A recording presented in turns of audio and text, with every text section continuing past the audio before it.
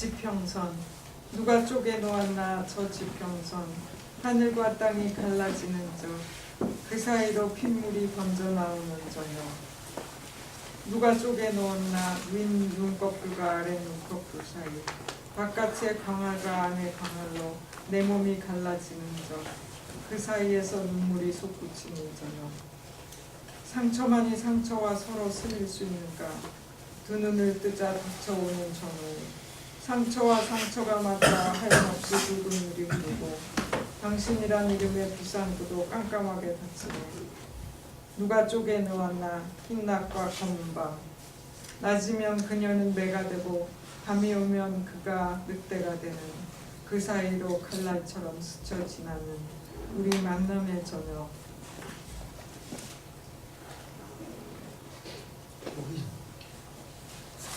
Horizon. Qui a fondu cet horizon-là? Trace laissée par la division du ciel et de la terre. Soir où du sang s'écoule depuis l'antre.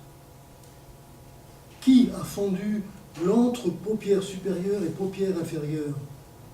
Trace de mon corps divisé entre la vaste étendue du dehors et celle du dedans. Soir où de l'antre jaillissent des larmes. Une plaie seule peut-elle s'écouler dans une autre plaie? Les yeux s'ouvrent, des lueurs de crépuscule affluent d'en face, comme plaie et plaie se rejoignant, sans cesse de l'eau rouge coule, et la sortie de secours au nom de toi se ferme totalement. Qui a fondu le jour blanc et la nuit noire? Quand il fait jour, elle devient faucon, et quand la nuit arrive, il devient loup. Entre les deux passe comme une lame le soir de notre rencontre. 여기 와주셔서 감사합니다. Merci d'être venu aujourd'hui. 한국에서도 제 시가 낯설다고 하는데 여기 멀리 떨어졌기 때문에 오히려 여기서도 낯설지 않을 것 같아요. 그래서 제가 기쁜 마음으로 시를 읽을 수 있을 것 같습니다. On dit souvent en forêt que ma poème est pas familière, étrange, mais là dans un pays lointain, peut-être ma poésie ne sera pas très étrange, j'espère. Moins étrange à l'étranger. 시 읽어주는 루시아 선생님과 여기 부모독에게 감사합니다. Donc, merci à Claude Mouchard et merci à Modo. Je suis traductrice de Kim Il-sung. Merci. Je dis quelques mots à mon tour.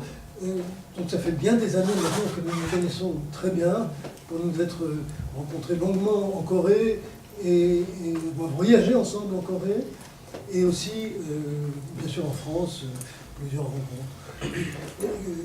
Kim Il-sung, je le sais, c'est pas du tout de la complaisance de ma part, est une des poètes majeures en Corée du Sud.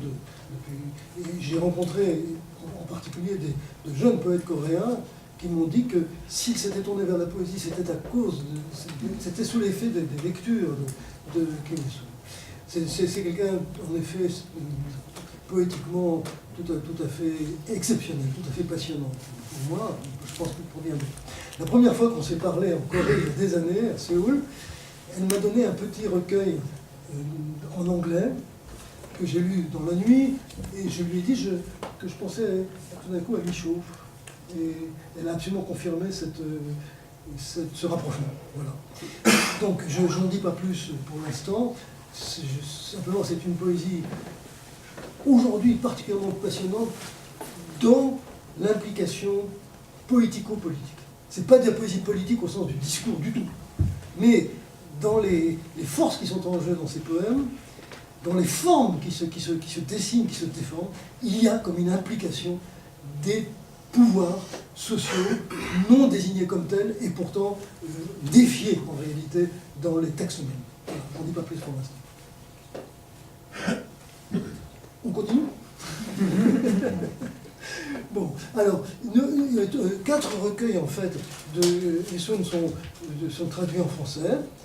Il y en a, nous allons lire des extraits de 3 de ces recueils. Là, il y en a un que j'ai en place et tout. Mais Esun vient de me donner, il y a une heure, vient de me donner un livre traduit en traduction en anglais. Esun a été traduite en anglais bien avant d'être traduite en français. Ouais. Et très connue Ouais, en anglais avant d'être traduite. En français. En anglais, vraiment, il faut dire qu'il y a une diaspora coréenne aussi qui fait qu'il peut y avoir un monde culturel coréen au fond aux États-Unis. Quoi qu'il en soit, j'ai ici un livre, je ne sais pas quand Colonné s'était publié, ça. Et à la fin de l'année dernière. C'est ça, tout récemment. Oui. Donc, une traduction en anglais de Autobiographie de la mort, que nous avons ici en français. Nous lirons des extraits tout à l'heure. Autobiographie de la mort, qui est un livre récent, relativement récent de Esun. Autobiographie de la mort en anglais, ici. Et ce très beau livre est accompagné, dans la version anglaise, de dessins de la fille de Esun, qui est peintre, qui doit être quelque part, mais je vois rien du tout, j'ai les lumières dans les yeux, elle est là-bas au fond. Bonjour donc, et merci. Ces dessins, elle est un peintre très connu en Corée, elle a exposé aussi en France, et voilà, c'est donc un livre que je suis très heureux, vous pourrez le regarder si vous souhaitez tout à l'heure. Voilà, allez, on continue à lire. 모래 여자. 모래 속에서 여자를 들어 올렸다. 여자는 머리털 하나 상한 데가 없이 깨끗했다.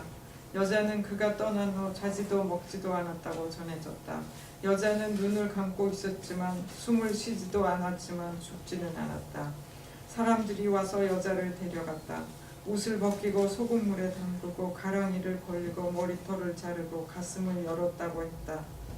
그는 전장에서 죽고 나라마저 멀리 떠나버렸다고 했건만 여자는 목숨을 삼킨 채 세상에다 제 숨을 풀어놓지 않았다. 몸속으로 칼날이 들락거려도 감은 눈 뜨지 않았다. 사람들은 여자를 다시 깨매 유리관 속에 뉘었다. 기다리는 그는 오지 않고 사방에서 손가락들이 몰려왔다. 모래 속에 숨은 여자를 끌어올려 종이 위에 그려놓은 두 손을 날마다 물끄러미 내려다 보았다. 낙타를 타고 이곳을 떠나 멀리 도망가고 싶었다. 꿈마다 여자가 따라와서 감은 눈 번쩍 떴다. 여자의 눈꺼풀 속이 사막의 밤하늘보다 깊고 넓었다.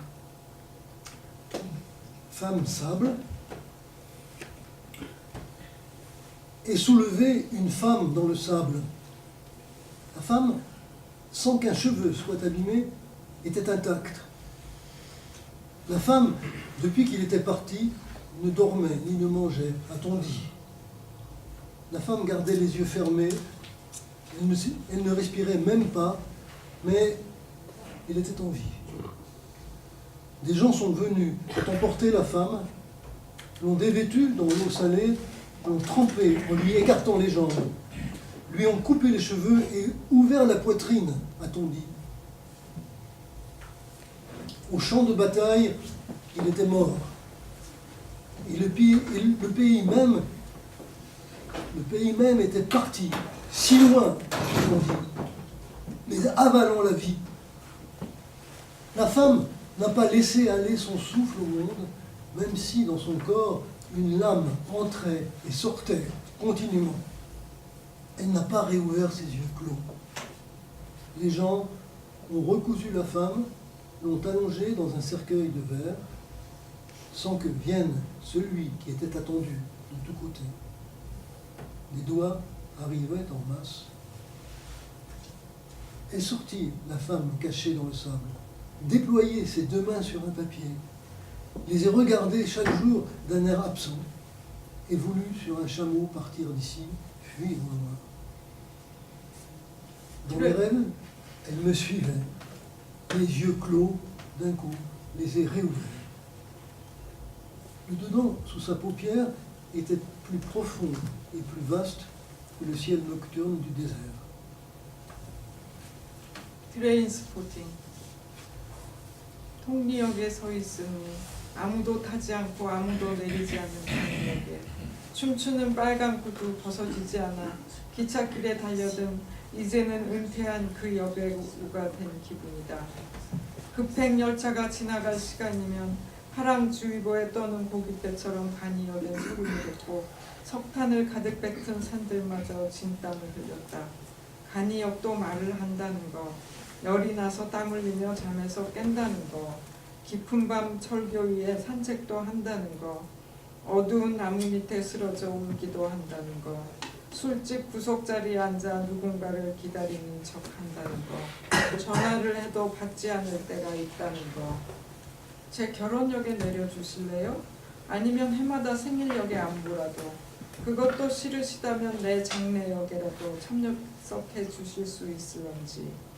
여기서도 휴대폰은 쉴 새 없이 울리고 수백만 마리의 곤충떼가 한꺼번에 지나가는 소리, 자고 가고 울고 가고 커피 마시고 가고 술 마시고 가고 심지어는 아기 버리는 미혼모처럼 기차 몇 량을 버리고 가고 그러다 같이가 부르면 아무도 돌아서지 않는다는 거. 서랍이 많은 티켓박스 속에서 서울로 강릉으로 가는 표들은 누렇게 노스로 있고 나는 또 무한정 키가 커버린 첼로처럼 푸르르 떨며 철길을 내다보고 화물 기차가 내 늘어진 하늘을 당겼다 놓고 가면 내 얼굴에 찬 별이 떠서 얼굴이 저려온다는 거. 나는 세 줄들은 손목시계의 나사를 하나하나 풀듯 숱한 그림자 타담한 시체처럼 누워있는 기찻길의 침묵을 하나하나 눈동자 속으로 삼킨다는 거. Il y a une parenthèse, il y a des endroits dans certains poèmes de Kim Il-sung où les mots sont agglomérés en quelque sorte. Ils sont agglutinés les uns aux autres. Ça, c'est très difficile à rendre, et vous pouvez le voir sur les projections. Transpotting. Me trouvant à la gare Tongri, une toute petite gare où personne ne monte ni ne descend du train, impression d'être une actrice à la retraite qui aurait sauté sur la voie sans avoir pu ôter ses rouges souliers de danse. À l'heure où passe l'Express, comme sous une alerte bleue, frémit un bateau de pêche, des frissons ont couru dans la toute petite gare. Et même les montagnes crachant quantité de charbon se sont couvertes de sueur. Le fait est qu'elle sait aussi parler, la toute petite gare, et que, fiévreux, je sors du sommeil tout en sueur. Le fait est qu'en pleine nuit, je me promène aussi sur le pont en fer, que même évanoui, je pleure sous un arbre obscur, qu'installé au coin d'un bar, je feins d'attendre quelqu'un, et que parfois, je ne réponds pas au coup de fil de quelqu'un. Voudriez-vous me déposer à la gare de mon mariage, ou au moins dire bonjour chaque année à la gare de mon anniversaire? Ou si ça non plus ne vous va pas, pourriez-vous vous trouver à la gare de mes funérailles?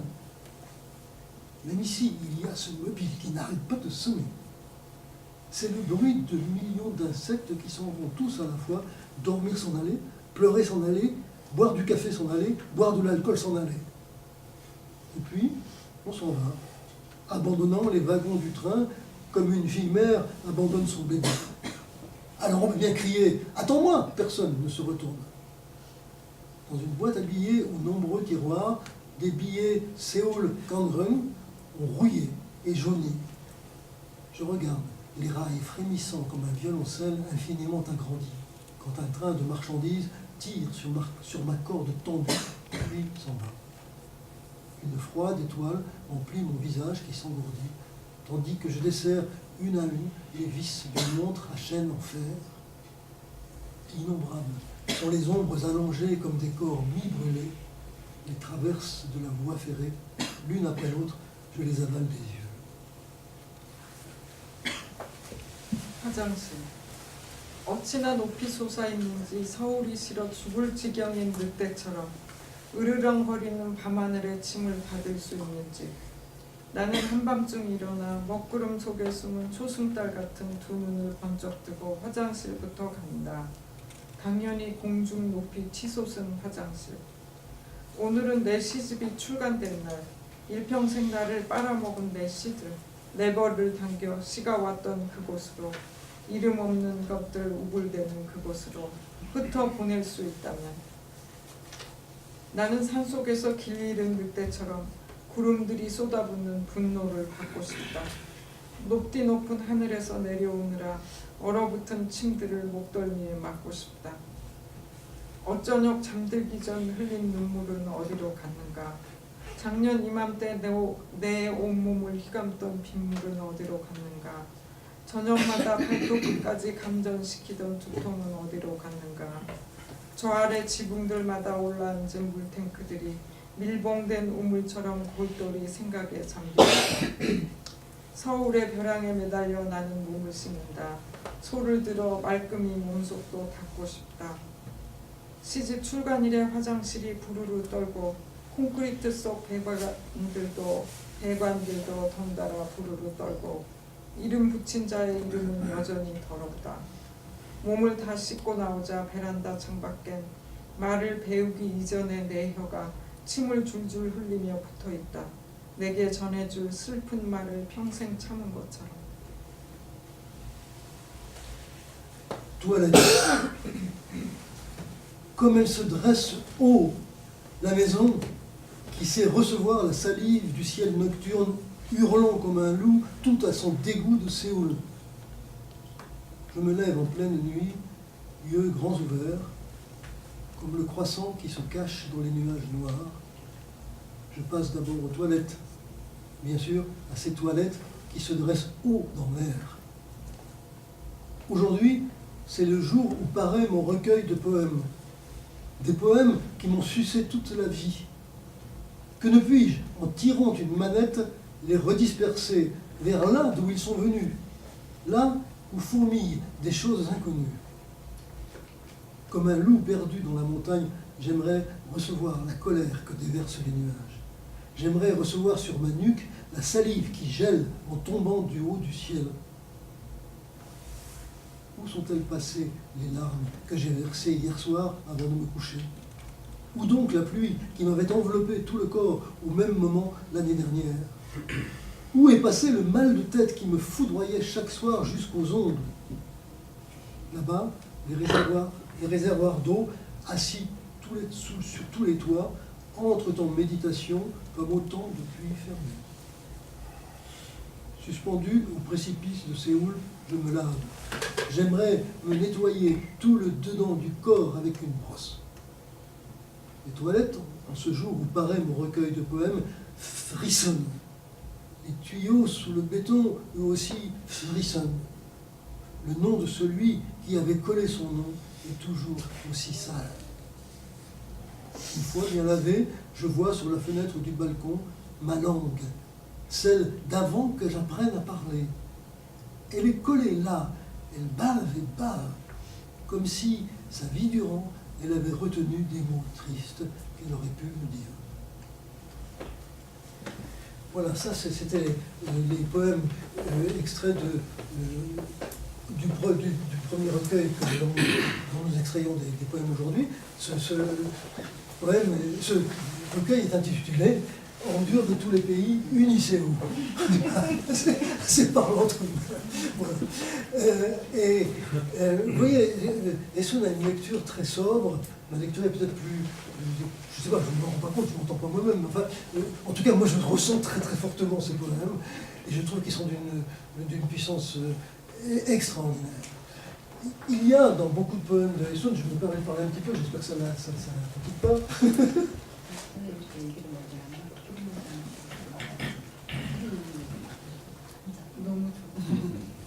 Au contraire. Au contraire, merci. Elle est indulgente. Hein? Peut-être Le traduire? Tu lui traduiras ce que je dis?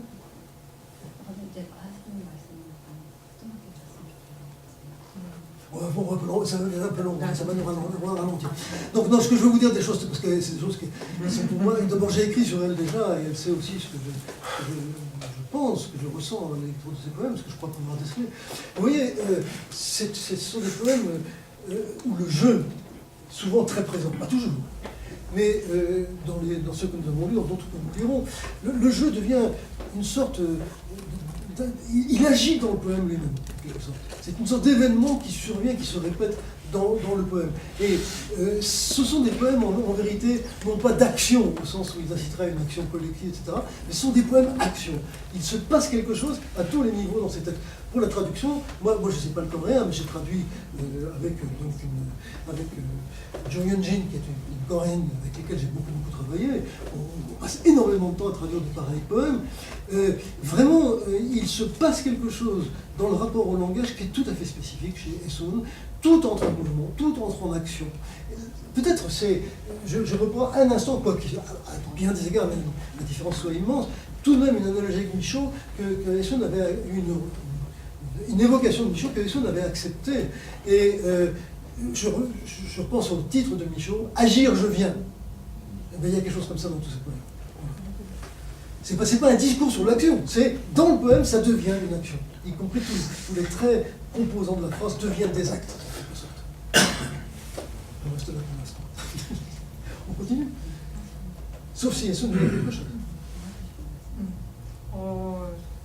지금 끄도 누구시아르가 얘기한 것처럼 제가 다 알아들은 것 같죠? 얘기한 것처럼 제가 시를 쓸 때는 메타포를 쓴다고 말하지 않고 저는 항상 I do poetry, doing poetry란 말을 써요. 그래서 예를 들어서 제가 돼지에 관한 시를 앞으로 읽을 건데 나는 돼지를 메타포 한다는 것이 아니라 I do pig 한다고 항상 생각하면서 시를 쓰고 있어요. 그래서 지금 무시아리의 얘기가 굉장히 저한테 재미있게 들렸어요.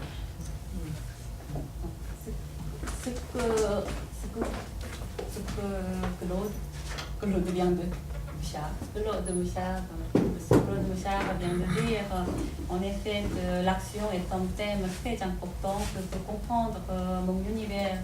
Moi, ma poésie ne fonctionne pas par la métaphore, mais par autre chose. Ce que je peux dire en anglais, I do, c'est-à-dire que faire la poésie, c'est l'action de faire qui compte, c'est ce qui est très important. On va lire tout à l'heure quelques poèmes sur le cochon, mais moi, à travers ce cochon, ce que je voulais faire cochon, littéralement. On va en reparler. On va en reparler. Très bien, merci. Écoutez, j'ai beaucoup de choses à dire, mais on continue. Alors, on en est où?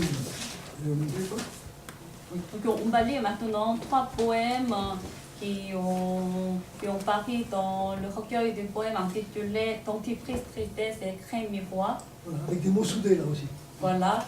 Et puis tout poème sur le cochon, donc vous allez entendre. Je vais expliquer rapidement parce que ces tout poèmes font partie d'un poème en prose intitulé Ça va, je suis un cochon. Ça va, je suis un cochon. Voilà. C'est comme ça. Donc les deux premiers, c'est les deux derniers poèmes. Le premier n'appartient pas à ce groupe, mais les deux derniers poèmes appartiennent dans le recueil Dentifrice, tristesse, crème miroir, appartiennent à l'ensemble, au sous-ensemble. Ça va, je suis un cochon. On y va. 토성의 수면제. 나 눈 감으면 내 그림자들 다녀오는 곳. 그곳에서 나는 연기로 만든 허리띠를 두르네. 내 영혼이 저녁 모기 때처럼 앵앵거리며 그림자들 초원의 사자 때처럼 이불거리고 오늘 나를 태우고 남은 새가 일어나 춤추는 곳. 호송의 달은 60개. 그리하여 내 그림자는 60개. 물론 눈동자는 120개. 해가 뜨는지 마는지 눈을 다 떠보지도 못하네. 그리하여 내 몸이 몇 개인지 몇 개가 더 죽을 수 있는지 땅은 물렁물렁하고 발걸음은 건들건들하고 공기는 끈적끈적하고 가슴은 우글우글하고 당신의 유령이 거미줄처럼 내 영혼을 채가는 곳. 내가 나에게 명복을 빕니다. 내가 죽은 몸들을 타고 앉아 남은 몸 몇 개를 재어보네. 그리움도 자고 의심도 자고 아직 열지 못한 목구멍도 자고 다 잠들라. 너는 죽어서 무엇이 되고 싶니? 나는 죽어서 테두리 없는 것이 될 거야. 계속해서 달이 떠오르는 곳. 두꺼운 이불로 내리눌러도 이빨이 삐죽삐죽 새어나오는 곳. 가느다란 지평선에 거무튀튀한 사자들 걸터앉아 삐져나오는 야광 눈빛, 자꾸만 감기는 곳. 그곳의 그림자들과 다 이별하면 이곳의 내 몸무게와도 다 이별하겠네. Somnifère de Saturne. Là où mes ombres vont quand je ferme les yeux, je m'entoure d'une ceinture de fumée. Quand mon âme vrombit comme un essaim de moustiques, mes ombres grouillent comme un troupeau de lions dans la prairie, là où mes cendres récentes se raniment et dansent. 60 lunes pour Saturne. J'ai 60 ombres. Et bien sûr, 120 yeux. Le soleil se lève-t-il ou non? Je ne peux ouvrir tous mes yeux. Alors, combien ai-je de corps? Combien de mes corps vont-ils encore mourir? La terre est molle et ma démarche chaloupée. L'air est poisseux et mon cœur est bouillant. Là où votre fantôme attrape mon âme dans sa toile d'araignée. Je me présente toutes mes condoléances. Monté sur mes corps morts, j'endors quelques corps restants. Que s'endorme la nostalgie, que s'endorme le doute, que s'endorme la gorge qui n'a pas pu encore s'ouvrir, que tout le monde dorme. Que veux-tu être? Qu'est-ce que je dis? Que veux-tu être après la mort? Quelque chose sans contour.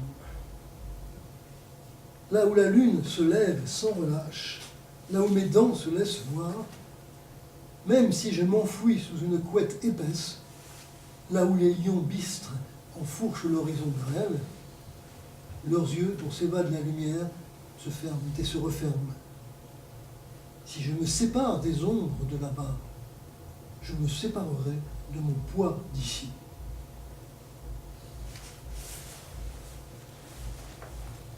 세상에서 제일 맛있는 당신. 돼지들이 걸어온다. 이 화창한 대낮에, 이렇게 꽃 흐드러진 대낮에, 돼지구 원피스 돼지, 돼지구 투피스 돼지, 돼지구 넥타이 돼지 걸어온다. 요리조리 엉덩이 흔들며 하이힐 콕콕 찍어대며 돼지구 길러서 먹어주세요. 돼지구 먹고 울어주세요. 돼지구 새끼도 낳아드릴게요. 돼지구 슬픈 인생이었다고 한 번만 말해주세요. 돼지구 나를 잘 싸서 준비해주세요. 돼지구 창자는 줄에 걸어주세요. 돼지구 하나도 버리지 말아주세요. 돼지구 트림은 그렇게 심하게 말아주세요. 맛있는 걸 당신이라고 불러도 되나요? 아껴가며 살살 파먹어도 되나요? 당신은 돼지를 사랑했다. 익숙하게 살집을 가르고 신문지에 싸서 검은 봉지에 담아주었다. 모두 이름이 같은 돼지. 돼지들이 걸어온다. 다 먹어 치웠는데 또 걸어온다. 배가 불러 죽겠는데 또 걸어온다. 돼지구 똥 위에 젖가슴을 대고 엎드린다. 돼지구 똥 위에 젖가슴을 대고 엎드린다.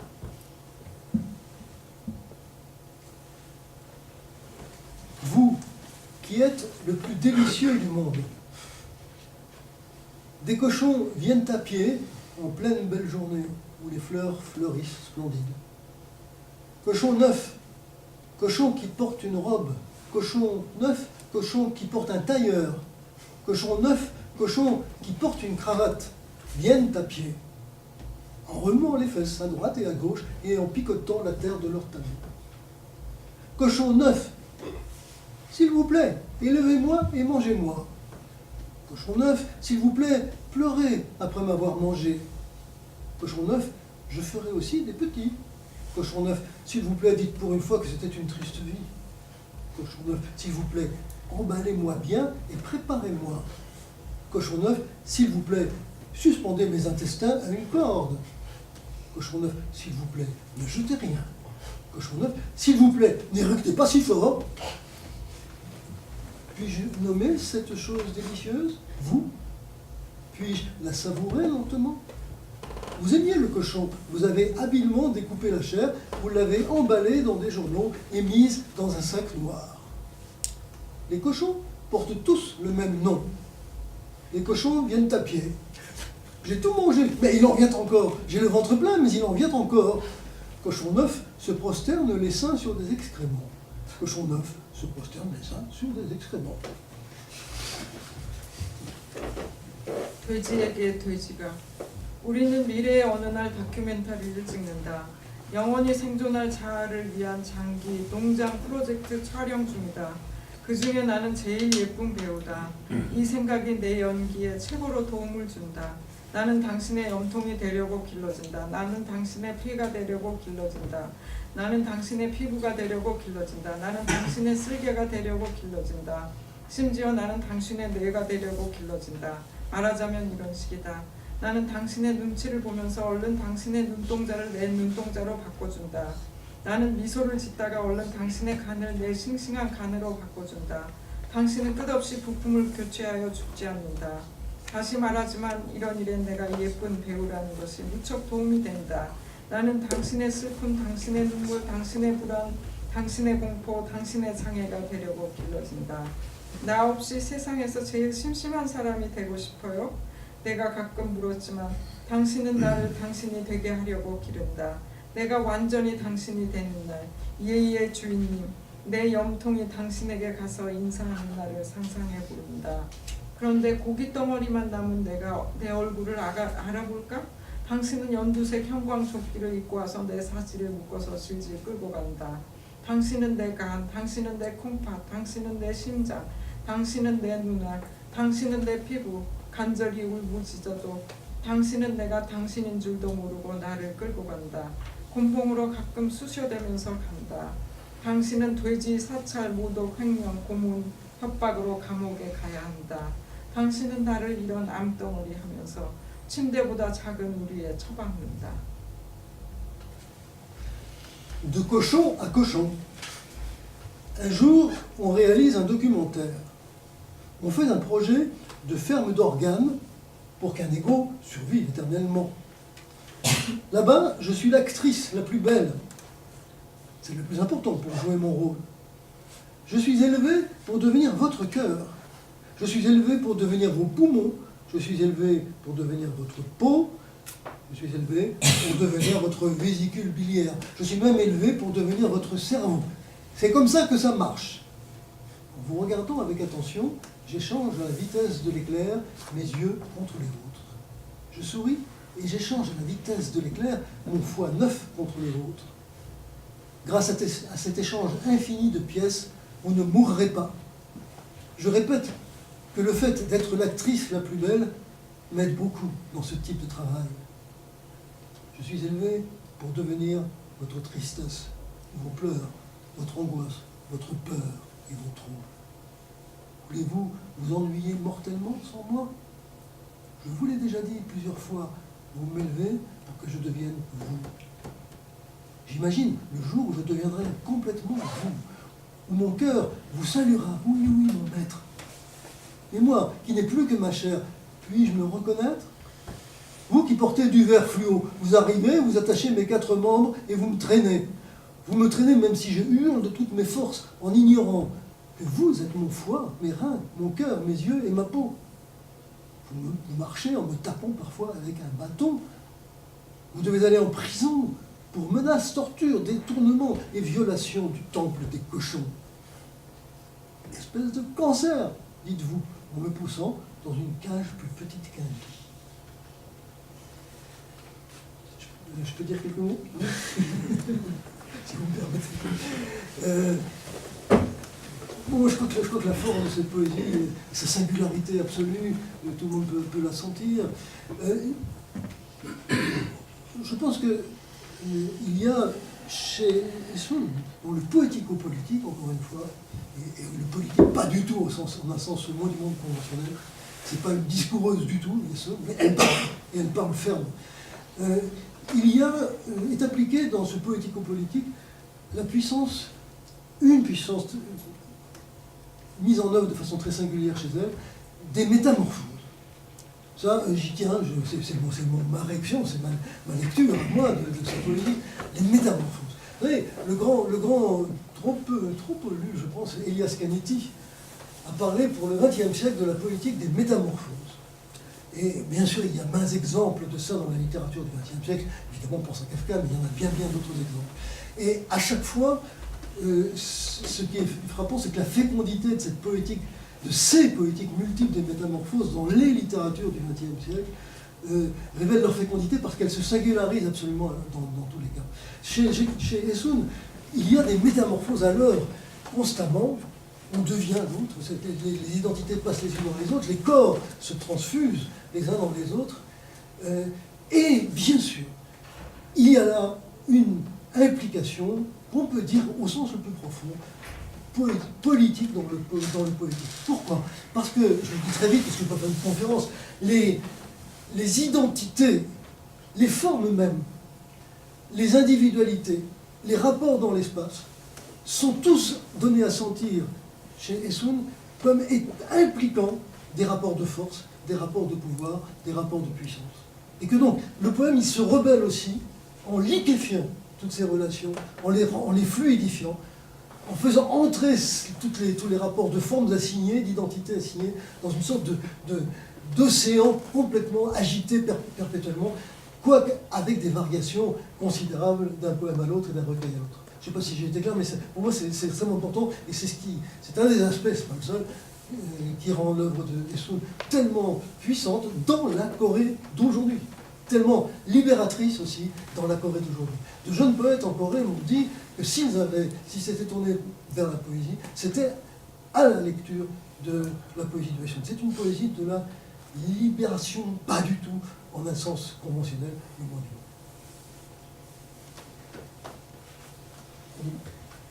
Sauf si Essoun veut dire quelque chose, mais elle ne peut pas dire.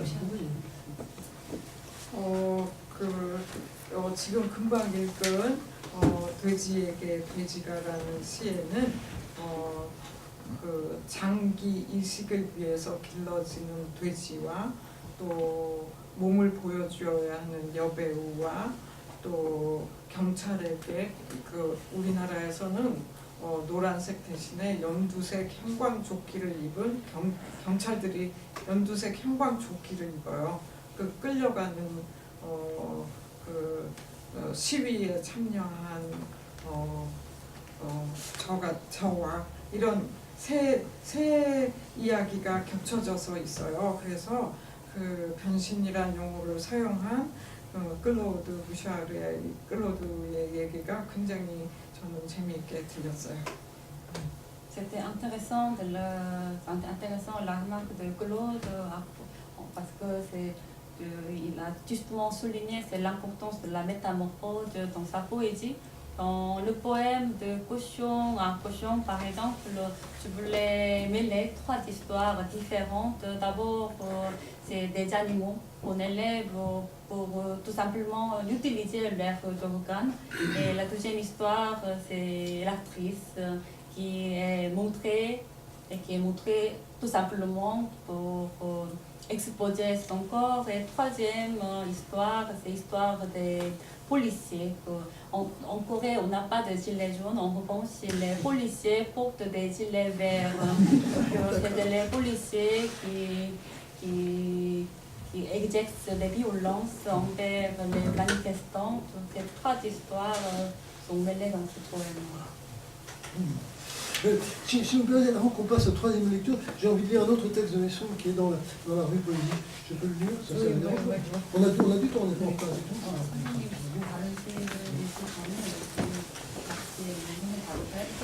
Peut-être sur la Corée. Oui. Parce que, en fait, la première fois, je crois que c'est la première fois que Essoun est traduit en français, c'est dans la revue Poésie.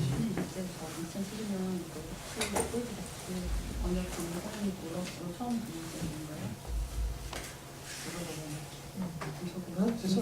En anglais, bien sûr, elle était déjà beaucoup traduite, mais en français. Hein? Oui, c'est ça. Donc voilà. En fait, on a commencé donc à traduire les poèmes de Kim Il-sung en français quand on a élaboré ce numéro de la revue Poésie qui est paru en 2012, consacré à la poésie coréenne contemporaine, la poésie sud-coréenne, bien sûr, contemporaine. Et donc, j'ai fait la connaissance de Essoun à Séoul à ce moment-là. Et je dois dire que les dialogues, même s'il faut passer par la traduction, etc., ou par l'anglais, les dialogues avec elle ont été pour moi extrêmement importants, poétiquement et humainement, je dois le dire. Je vais même rapporter peut-être une anecdote, j'espère que ça ne l'irritera pas, mais une fois, j'étais depuis plusieurs semaines à Séoul et je préparais ce numéro, et c'est compliqué les poètes, hein, les poètes genus irritabile. Les poètes, c'est un genre, comme disait Horace, irritable. Les poètes, c'est méchant. Donc, j'avais affaire à des rivalités, à des gens qui étaient... Je sentais toutes sortes de tensions, et à un moment, j'étais complètement paumé, je dois le dire, à Séoul, là, comme ça. Et on se retrouve avec Esson dans un café, et par traductrice interposée, bien entendu, je lui dis mon désarroi, là, je dis, j'ai l'impression que je suis en train de me perdre, que je n'y arrive plus, je ne me fais plus confiance du tout. Et elle m'a répondu, c'est parce que tu ne te fais pas confiance que je te fais confiance. Voilà. Et là, je suis reparti. Bon, on y va, on continue. J'ai raconté souvent cette anecdote, on en a souvent parlé. On y va, on lit la suite. On est en avance. Tu ne vas pas lire l'extrait. Ah si, pardon, j'ai dit. Heureusement que quelqu'un est lucide à côté de moi. Je vous lis, oui, dans la première publication de Esson, dans le numéro Poésie coréenne, où elle est très, très abondamment présente, on avait traduit, dans l'introduction de ces poèmes, on avait traduit un petit texte que j'avais lu dans une publication en fait américaine, dans une traduction en anglais, publication américaine. Et ça parle de la Corée. Voilà, je vais vous lire ça. Avec un grand regret que j'ai aussi, je sais que Esson a écrit sur l'Asie en général, et ça j'ai jamais pu lire, donc je regrette beaucoup. Je vous lis son texte assez ancien sur la Corée. Depuis le lointain, on voit une planète toute bleue parce qu'elle a trop d'eau. Sur la planète, il y a 5 blocs de terre flottant à la surface de l'eau. À l'un d'eux, une petite péninsule s'accroche, à peine. Cette petite péninsule est divisée en deux par une ligne tracée selon la seule différence des idéologies. Tout en dirigeant la bouche d'un canon vers l'autre côté, les gens des deux côtés ont en commun leur dialecte. Sur ce territoire, pendant 5000 ans, les hommes ont écrit des poèmes en usant de l'écriture d'un autre pays. Mais les femmes ne le comprenaient pas. Ces derniers temps, les femmes écrivent non moins que les hommes des poèmes avec leur propre écriture. Enfermée dans sa petite chambre obscure, une femme murmure des choses que personne ne comprend. On dirait une aphasique qui s'exprimerait parfaitement. Elle essaie de se séparer d'une autre femme qui parle en elle. Elle serait heureuse d'être détachée de cette femme-là. Ce serait alors une belle spaciosité. Dans ce cas, cette femme n'aurait même pas besoin de langage. Cependant, pour l'instant, elle se démène dans un puits de paroles transparent qui déborde de bris de vitrines. Juste l'évocation de la Corée, comme on l'a entendu très très brièvement, et donc au passage, l'évocation, je parle sous votre contrôle, comme on dit à la télé, l'évocation de ce qu'on ne voit pas là, justement, l'écriture coréenne. L'écriture coréenne qui a été fondée par un souverain coréen, en particulier, je crois que c'est évoqué aussi dans le texte que je viens de lire, pour que les femmes puissent avoir accès à l'écriture. Par différence avec l'écriture chinoise, on en parlait tout à l'heure, l'écriture chinoise qui demande des années d'apprentissage, l'écriture coréenne étant une écriture alphabétique, combinatoire, et s'apprenant aussi vite qu'une autre écriture alphabétique. Voilà. Donc ça, Esson l'évoquait dans ce texte, me semble-t-il, si je ne dis pas de bêtises, et ça me paraissait important de le souligner, c'est cette écriture-là, qui n'a rien à voir avec l'écriture chinoise. Si je ne dis pas de bêtises, je ne suis pas un expert, je ne lis pas, mais c'est ce que j'ai appris. J'ai créé à apprendre. Voilà. On continue.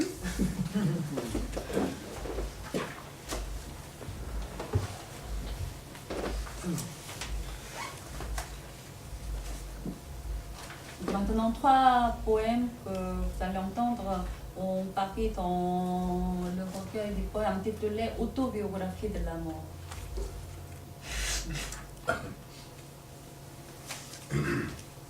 아님 30몇 산을 내려온 아님과 함께 산다는 것, 너를 만든 사람과 같이 잔다는 것, 너를 먹여서 키워준답시고 자기가 만든 세상을 벌거벗겨 놓은 사람과 한 상에서 밥을 먹는다는 것, 설거지하는 엄마의 등짝을 내리치고 엄마의 뇌 지도를 구기며 문 밖의 세상을 비밀로 잠궈놓고 열쇠를 버린 그와 함께 산다는 것, 밥값하라고 소리치는 아님과 함께 잠든다는 것. 너는 나 혼자 태어났어. 당신하고는 상관없어. 늘 속으로 외쳐보지만 동생은 그 앞에서 밥도 못 먹었어. 토하고 울면서 음악의 물결만 생각했어. 그 물결 자락들로 몸을 감싸고 실어증에 걸려서 꺼리꺼리 고슴도치처럼 침대를 뛰어다녔어. 아님께서 아님을 아니하시고 아님이 아니하고 아니하시니 아님이 아니하온지라.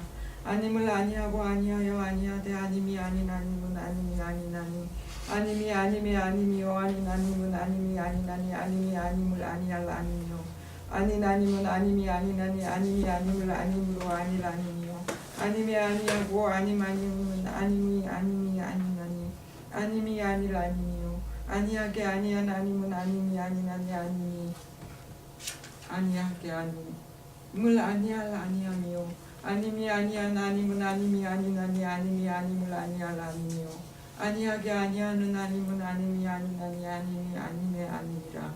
아님을 아니할 아님이요 아님을 아니하여 아님을 아니한 아님은 아님이 아니나니 아님이 아님의 아님이라.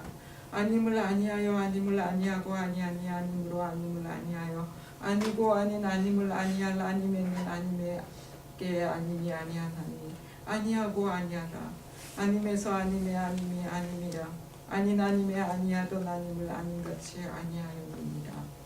아님과 함께 산다는 것, 아들의 이름으로 기도를 맞춰야 한다는 법을 만든 그와 함께 산다는 것, 악어 같은 눈소리로 오히려 뱀 같은 친구를 조심하라고 따귀를 갈기는 아님과 함께 평생 산다는 것, 내게 늘 벗으면 부끄럽지 않니 하고 묻는 벌거벗은 빛과 함께 산다는 것.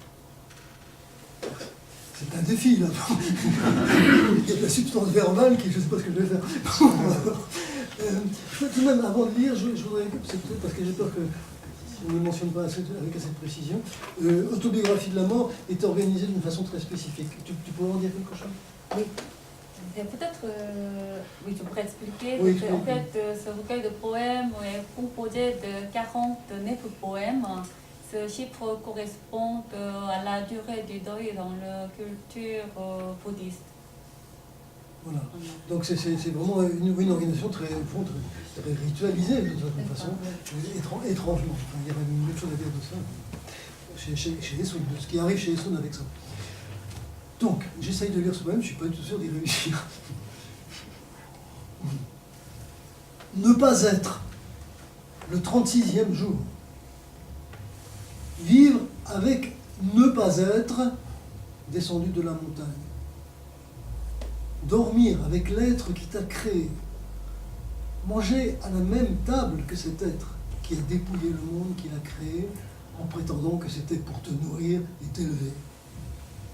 Vivre avec cet être qui frappe le dos de maman en train de faire la vaisselle et qui a froissé la carte du crâne de maman et a jeté la clé après avoir refermé discrètement la porte.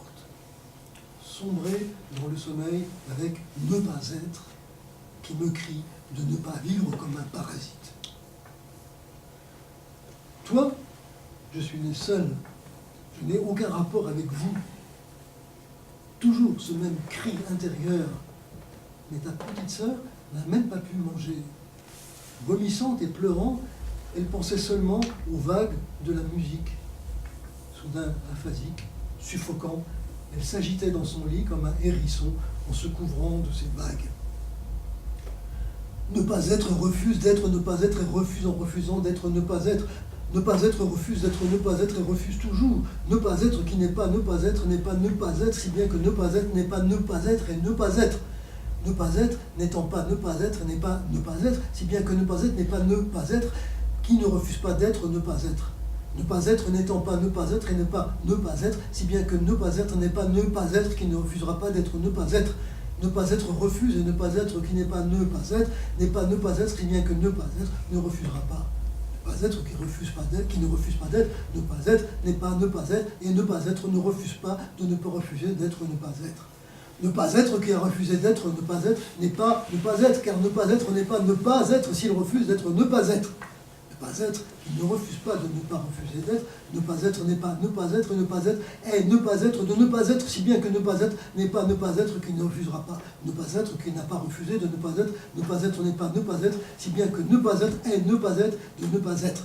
Ne pas être qui n'a pas refusé de ne pas être, continue de ne pas refuser, si bien que ne pas être qui n'est pas ne pas être, n'est pas ne pas être, qui continue de ne pas refuser. Ne pas refuser d'être ne pas être, de ne pas être, de ne pas être, n'est pas ne pas être. Ne pas être qui n'a pas refusé d'être, ne pas être, ne refusez pas tout comme ne pas être, qui se refusait pas. Vivre avec ne pas être, vivre avec celui qui a créé une loi qui nous oblige à terminer notre prière au nom de son Fils. Vivre toute sa vie avec ne pas être, qui a un regard de crocodile, mais qui nous gifle en nous disant de nous méfier des amis comme des serpents. Vivre avec la lumière crue qui te demande toujours si tu n'as pas honte quand tu te déshabilles. 구루말린 강가에서 34월 시험관에 담긴 뇌는 아직 살아있다. 시를 쓰고 있나 보다. 흐릿한 일인지에 풍덩하고 있다.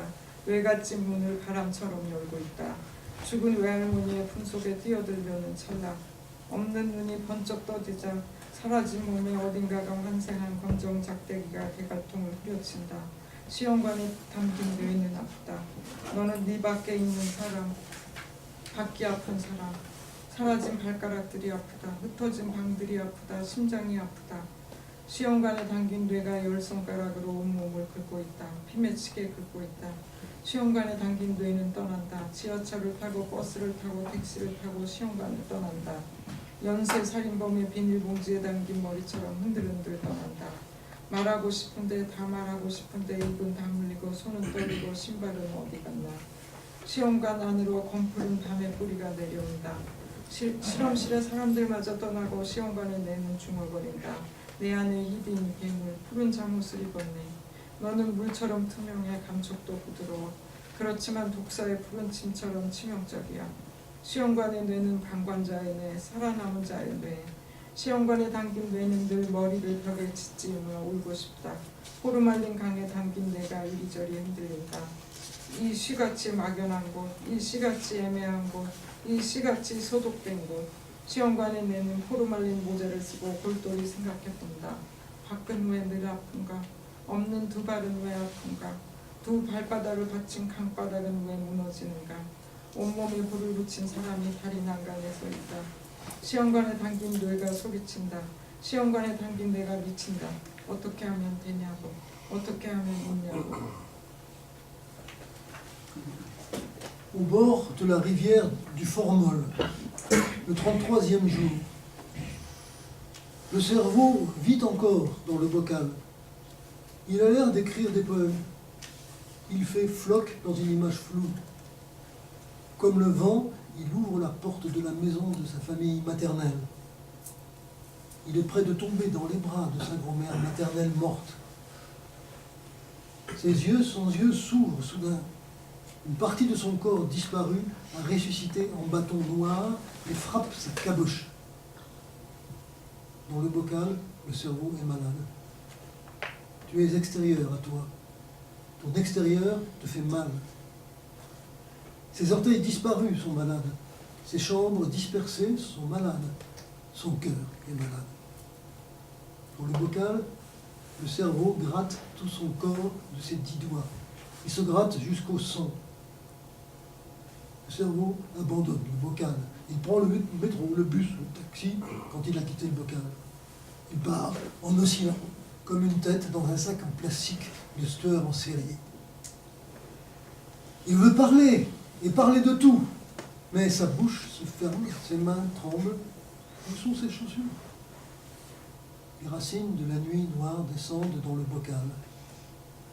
Les gens du laboratoire s'en vont, et dans le bocal, le cerveau murmure. À l'intérieur de moi, un monstre tout blanc porte un pyjama bleu.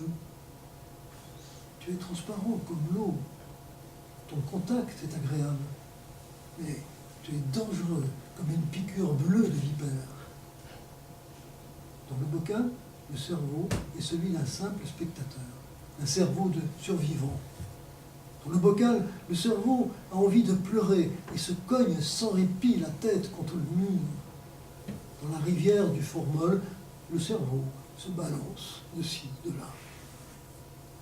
Dans ce lieu aussi incertain que ce poème, ce lieu aussi ambigu que ce poème, ce lieu aussi désinfecté que ce poème, coiffé d'un chapeau de formol, dans le bocal, le cerveau réfléchit. Pourquoi mon extérieur est-il toujours malade? Pourquoi mes pieds que je n'ai plus sont-ils malades? Pourquoi le lit de la rivière qui soutient mes plantes de pied s'effondre-t-il? Un homme, devant le parapet d'un pont, a mis le feu à son corps. Dans le bocal, le cerveau crie. Dans le bocal, le cerveau devient fou. Il se demande comment faire, comment oublier. 심장의 유배, 마흔 일에 누가 네 몸속에서 물을 길어 올리나? 누가 네 몸속에서 섹스를 하고 있나? 창밖에서 남자와 여자의 구두가 후두둑 후두둑 떨어진다. 넌 알고 있었니? 우리가 흐느끼는 소리로 뭉쳐진 존재라는 걸. 누가 네 몸속에서 풍금을 치나? 누가 네 속의 진흙 속에서 푸들거리나? 누가 네 속에 몇 개의 지층 아래서 벌떡벌떡 물을 토하나? 몇 세기의 지붕을 소리 없이 걸어가던 여자가 임신한 배를 껴안고 잠시 쉬는 테라스. 눈물로 만든 렌즈들이 유리창을 쓰다듬고 있네. Exil du cœur, le 47e jour. Qui tire l'eau? Qui tire de l'eau dans ton corps? Qui fait l'amour dans ton corps? De l'autre côté de la fenêtre tombent les chaussures d'un homme et d'une femme. Le savais-tu? Nous sommes des êtres faits de bruit de sanglots. Qui joue de l'harmonium à l'intérieur de toi?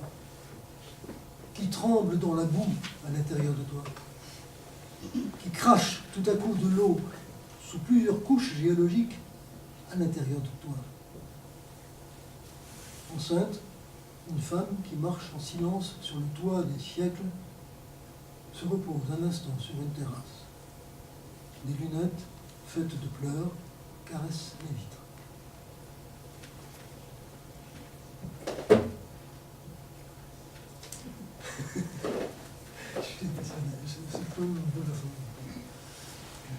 Voilà.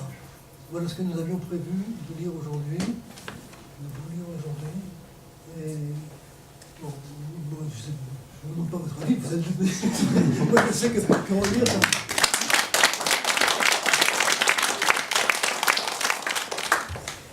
Et maintenant, nous avons prévu de parler avec vous, si vous le voulez bien. Si vous ne voulez pas, nous allons trouver des ressources en nous-mêmes. Mais tout de même, ça serait sympa de converser. Car cette poésie est faite aussi pour s'insérer dans la vie. C'est pas une poésie de retrait, c'est une poésie une forme d'action extrêmement étrange, extrêmement singulière. Pour moi, complètement convaincante. Voilà. 이 죽음의 자서전이라는 책은 우리나라에서 2014년에 고등학생을 잔뜩 싣고 가던 배가 어떤 섬에 여행을 가다가 가라앉았어요. 그런데 그 배를 학생들을 건지지 않고 텔레비전으로 그 배가 가라앉는 걸 우리가 다 봤어요. 그럴 때 그 그 걔네들이 죽은 학교가 제가 근무하는 학교 옆에 있었어요. 그래서 저는 그 학교의 운동장에 매일 가서 서 있었어요. 여기까지.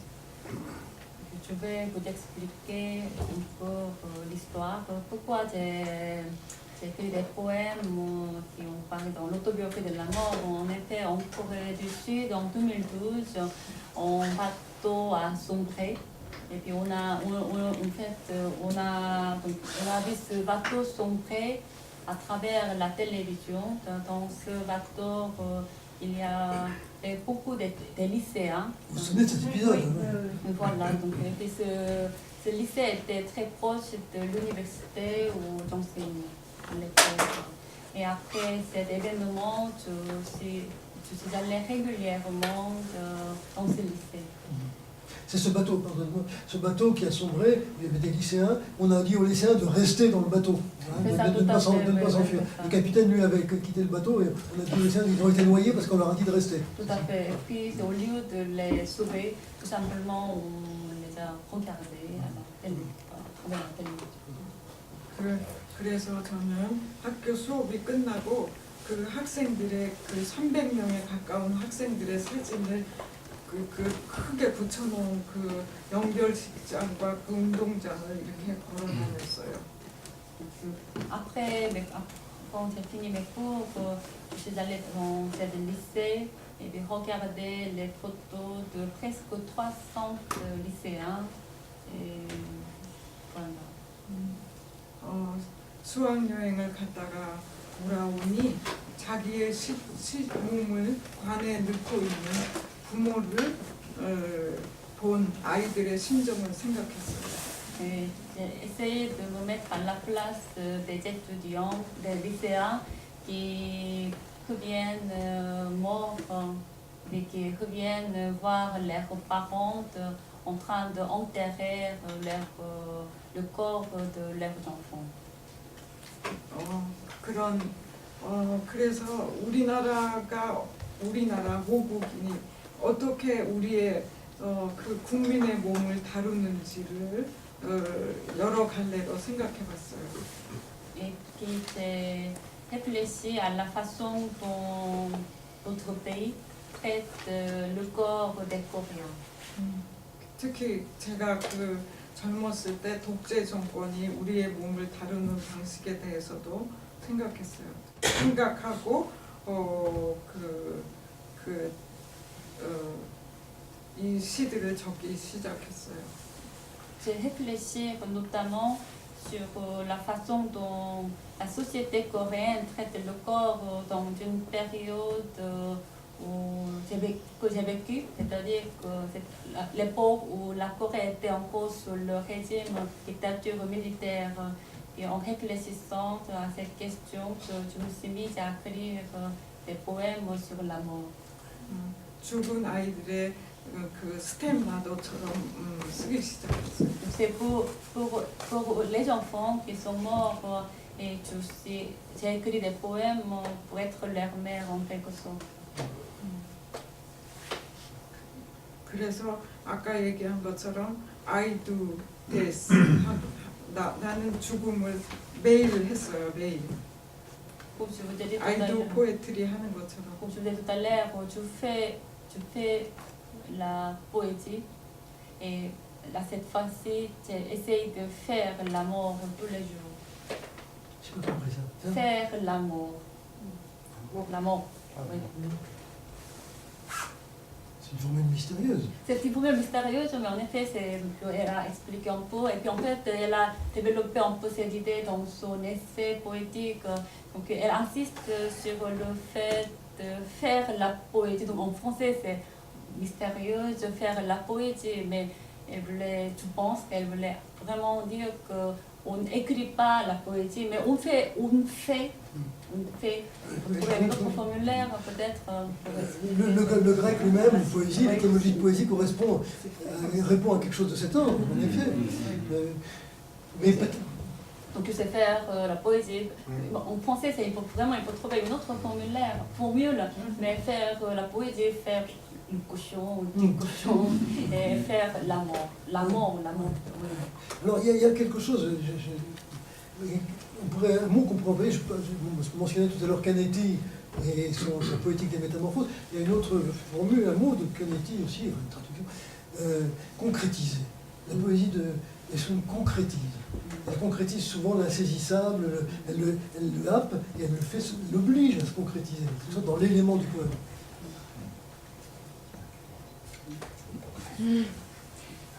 Est-ce qu'on pourrait dire quelque chose de la forme est-ce que ce sont des vers libres? Est-ce qu'ils ont des contraintes syllabiques? Quel est leur rapport à des formes traditionnelles ou non? 전통시에서 정영시라고 했을 때 선생님 혹시 자유시만 쓰시는 건지 거기 리듬에 대한 어떤 제약 같은 거는 있으신지?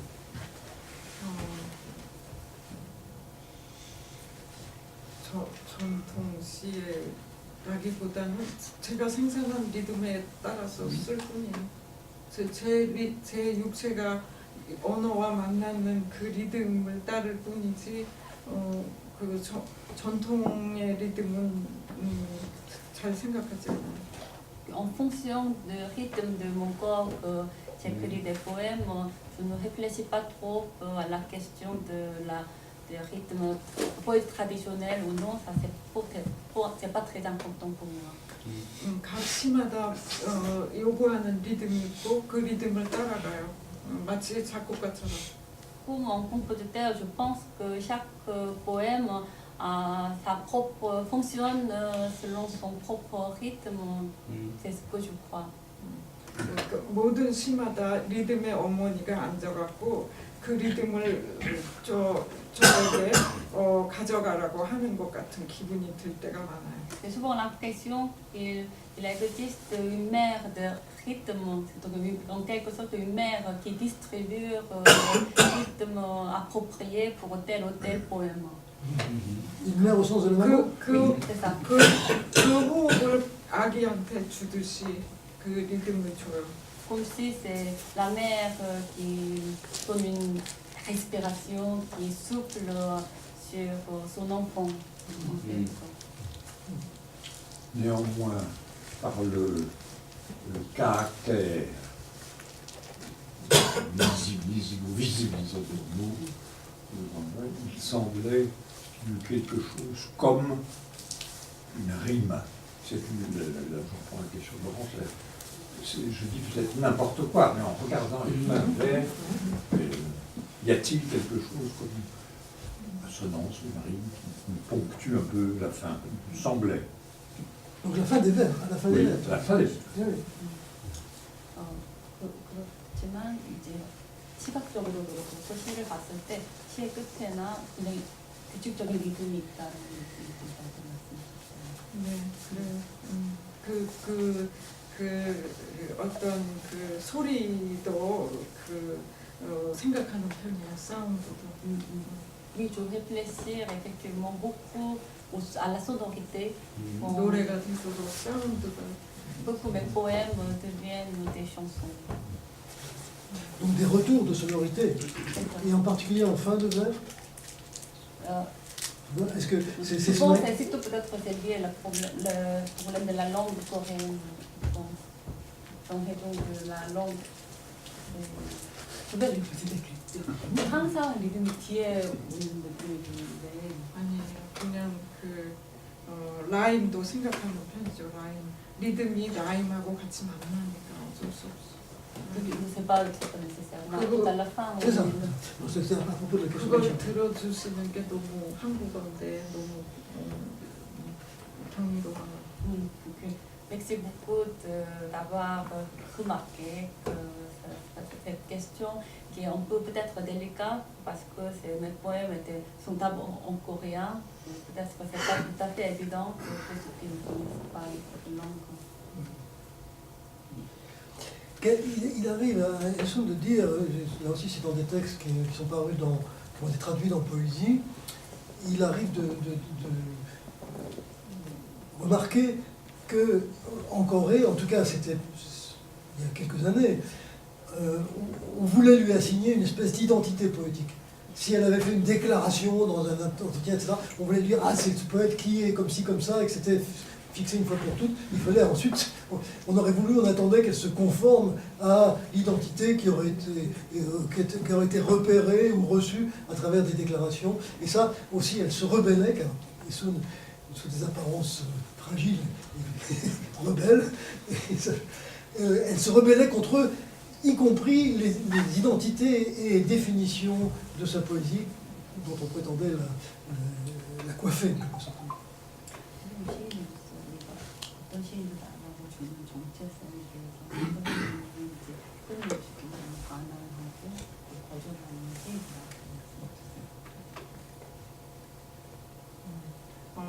우리나라에서는 옛날 제 이전 세대에는 여성 시인이라면 뭔가 어떤 시를 써야 된다는 그런 암묵적인 강요된 정체성이 있었어요.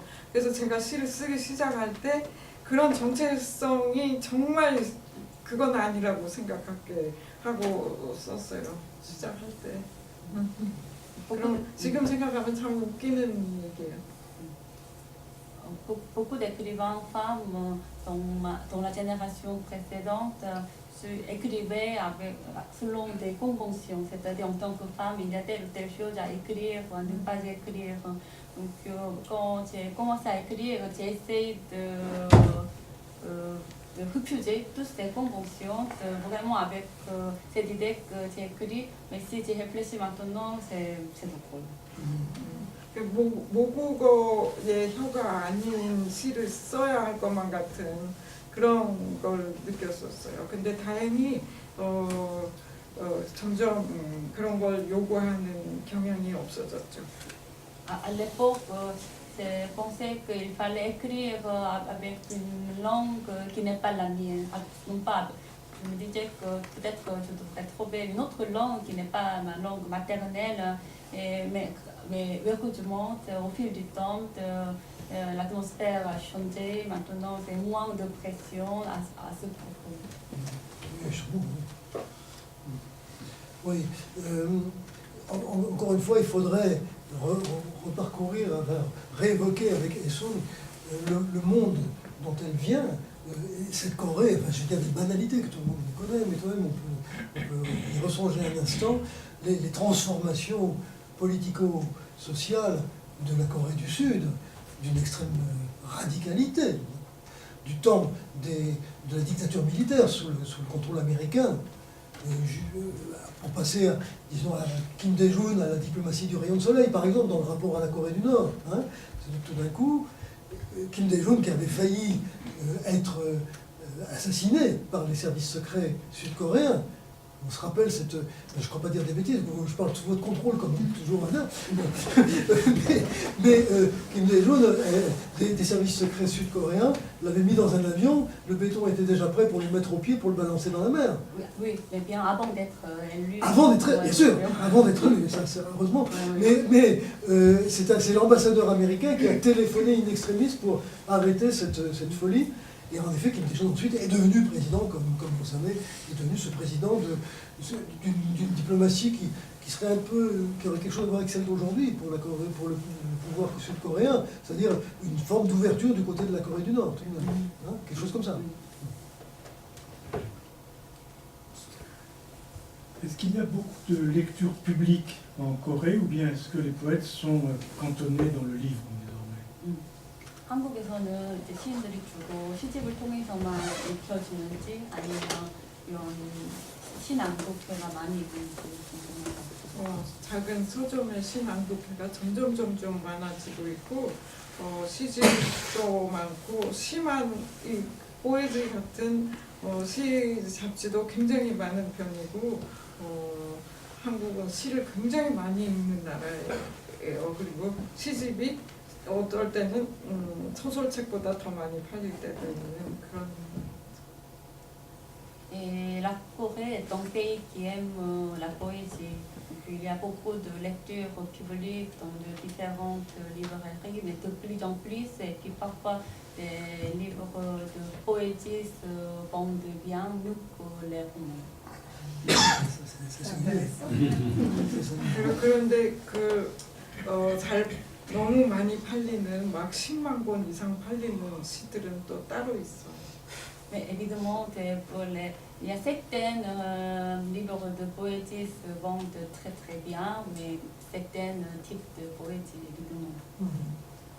Si la poésie tout de même a cette place, moi je propose qu'on apprenne tous le coréen et on se tire à Séoul. 근데 그렇게 잘 팔리는 시들에는 크리틱이 하나도 안 나와요. Pour les 독자만 있죠. 크리틱도 없고 뭐 이런 하여튼 그 시를 읽는 사람은 따로 있는 것 같아요. Et pour les livres qui se vendent bien, les critiques ne s'intéressent pas beaucoup. Et il n'y a que des publics. Je pense que peut-être il y a certains types de poésie et sont lus par certains publics. Mais ils sont lus tout de même. Oui. C'est la différence avec ici. Écoutez, moi je crois qu'on va terminer en lisant un autre poème que Esson choisirait. Qu'est-ce qu'elle veut? On va lire le dernier poème. Le Cahier finalement? Oui.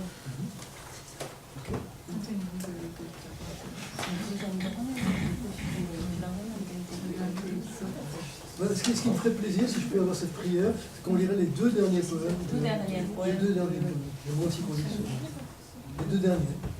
C'est ça? Oui, les deux derniers. Il y en a un très court, le 40e jour, et le 49e jour. On lit les deux. Ok? 달 가면 48에 너는 이제 얼굴을 다 벗었다. 하얗고 둥근 달이 동쪽에서 뜬다. 동서남북 1000개의 강물에 1000개의 가면이 뜬다. Masque de la lune, le 48e jour. À présent, ton visage est tout entier dénudé. La lune blanche et ronde se lève à l'est. Un millier de masques apparaissent sur un millier de fleuves des quatre coins du monde. 마요 49에 공중에 떠가는 따스한 느낌 하나가 너를 그리워마요. 너보다 먼저 윤회하러 떠난 네 어릴 적 그 입술에 살랑 닿는 바람이 너를 그리워마요. 무한 창공 떠가는 아파서 죽은 그 겨울 그 여자의 얼음 심장에 가느다란 바늘이 가득 꽂히면서 너를 그리워마요. 떨어진 이파리들이 언 강물 위에 지문을 가득 붙여가면서 100층 200층 건물이 일시에 무너져 내리면서 안경은 안경끼리 신발은 신발끼리 눈썹은 눈썹끼리 발자국은 발자국끼리 커다란 서랍 속으로 쓸려가면서 너를 그리워마요. 80cm로 강물이 얼어붙고 그 위로 탱크가 지나가고 그 얼음 밑에서 물고기들이 너를 그리워마요. 담배가게 앞에 14년째 전봇대에 묶인 개가 너를 그리워마요. 커다란 바람이 미쳐서 죽은 여자 수천 명을 데리고 날아가는데 네 일생에 너들이 웃어젖히는 소리, 쏟아지는 머리칼, 겨울 풍경 전체가 울며 불며 회초리를 휘두르며 너를 그리워마요.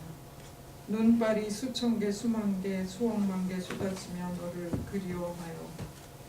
온 세상에 내려앉아서 울며 불며 수렁거리며 눈 속에 파묻힌 눈사람 같은 네 몸을 찾지 마요. 예쁘게 적은 편지를 펴듯 사랑한다 어쩐다 너를 그리워마요. 너는 네가 아니고 내가 바로 너라고 너를 그리워마요. 49일 동안이나 써지지 않는 펜을 들고 적으며 너를 그리워마요. Ne le fais pas. Le 49e jour. Un souffle doux flotte dans les airs, n'est pas la nostalgie de toi. Un vent touche délicatement ces lèvres de ton enfance, parties avant toi pour une transmigration, n'est pas la nostalgie de toi. Une quantité d'aiguilles s'enfonce dans le cœur de glace de cette femme malade, morte, durant l'hiver qui flotte dans l'infini ciel bleu, n'est pas la nostalgie de toi. Les feuilles mortes laissent leur empreinte digitale sur la surface gelée du fleuve. Des immeubles de 100 et de 200 étages s'écroulent en même temps. Des lunettes avec des lunettes, des chaussures avec des chaussures, des lèvres avec des lèvres, des sourcils avec des sourcils, des traces de pas avec des traces de pas sont en train de couler. N'est pas la nostalgie de toi. Les poissons dans le fleuve gelé à 80 cm de profondeur, sur lequel passe un char d'assaut. N'est pas la nostalgie de toi. Le chien est resté attaché à un poteau électrique devant le bureau de tabac pendant 14 ans. N'est pas la nostalgie de toi. Un vent puissant devenu fou emporte des milliers de femmes mortes. Un éclat de rire de tous les toits de ta vie, des cheveux qui se répandent. Le paysage hivernal sanglote et cingle. N'est pas la nostalgie de toi. Les flocons de neige tombent par milliers. N'est pas la nostalgie de toi. Ne cherche pas mon corps qui, une fois tombé, sanglote et chuchote et ressemble à un bonhomme de neige enseveli. Je t'aime comme j'aime ouvrir une lettre joliment pliée. N'est pas la nostalgie de toi. En disant que tu n'es pas toi, c'est moi qui suis toi, n'est pas la nostalgie de toi. En écrivant sans répit pendant 49 jours avec un stylo qui n'écrit pas, n'est pas la nostalgie de toi.